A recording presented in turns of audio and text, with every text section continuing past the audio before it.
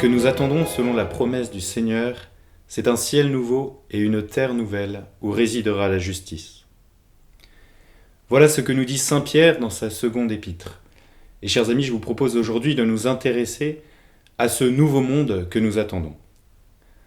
Un ciel nouveau, une terre nouvelle, est-ce une manière simplement allégorique de nous parler d'un paradis purement spirituel ?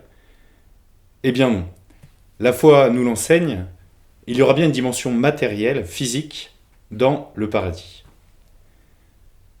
Voilà en effet ce que nous dit la Genèse. L'homme a été créé, il a été placé au sommet de la création. C'est le chef-d'œuvre de la création.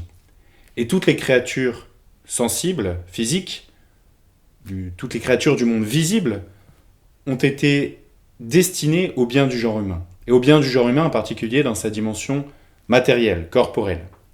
Ainsi, on ne peut pas isoler totalement le corps de son environnement sensible. Or, nous le savons, après la parousie, le retour glorieux du Christ et le jugement dernier, nos corps ressusciteront. Et avec la résurrection de la chair, c'est en quelque sorte tout l'univers sensible qui va être introduit dans la vie éternelle. En effet, toute la création a été marquée par le drame du péché. Et c'est ce que nous dit saint Paul dans l'Épître aux Romains, chapitre 8. Toute la création gémit dans les douleurs de l'enfantement. Toute la création est en attente de la révélation des fils de Dieu et, en quelque sorte, elle attend, elle aussi, sa rédemption. Et donc, avec la glorification des corps, c'est en fait toute la création qui va être glorifiée. Mais attention, s'il y a bien une certaine continuité entre le monde présent que nous connaissons et le monde que nous attendons, il y a aussi et surtout une radicale nouveauté. En effet, le Seigneur nous le dit dans l'Apocalypse, « Voici que je fais toutes choses nouvelles ». Ainsi, si au ciel nous retrouverons probablement les différents degrés d'être que nous côtoyons ici-bas, tout sera en même temps d'un ordre tout autre, radicalement différent. Et il est donc bien difficile et sans doute vain de vouloir imaginer ou décrire cette nouvelle création.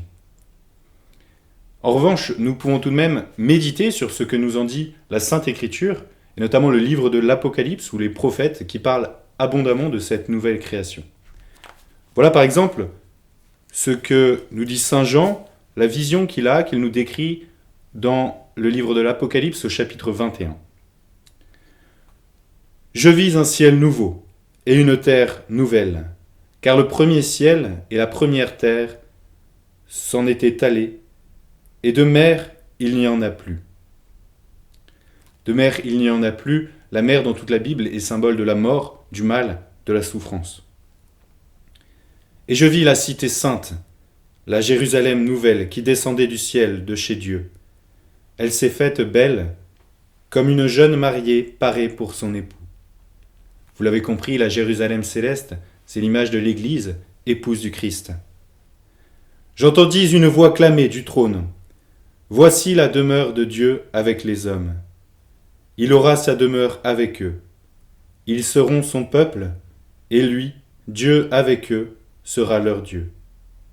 Il essuiera toute larme de leurs yeux. De mort, il n'y en aura plus. De pleurs, de cris et de peines, il n'y en aura plus, car l'ancien monde s'en est allé. L'ancien monde s'en est allé. Ce monde que nous connaissons, où nous expérimentons trop souvent les pleurs, les cris et la peine, ce monde marqué par le péché, dans la nouvelle création, on aura retrouvé son harmonie, cette harmonie que nous décrivent les prophètes, et notamment le prophète Isaïe, dans sa prophétie bien connue, au chapitre 11, « Le loup habitera avec l'agneau, la vache et l'ours auront même pâturage. On ne fera plus de mal ni de violence sur toute ma montagne sainte, car le pays sera rempli de la connaissance du Seigneur. » Eh bien, chers amis, que le Seigneur nous accorde sa grâce pour parvenir un jour dans ce nouveau monde, dans notre vraie patrie, où nous n'aurons plus besoin de la lumière du soleil, car la gloire de Dieu nous illuminera. Amen.